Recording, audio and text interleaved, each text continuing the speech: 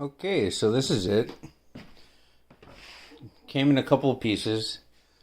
Top piece right here, the middle piece, and that assembly right there. You had to put that together. It's really not hard at all. Alright. It's got headlights. Press this safety switch right here and pull that lever. Pull this lever up and it starts. And the headlights automatically come on when it starts.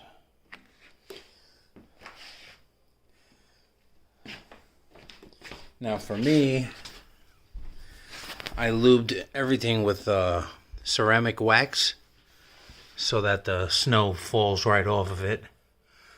Hopefully, anyway. And I tried it. It's really not that loud. Alright, I think it's a good buy. And we got 7 inches coming tonight, so we'll see.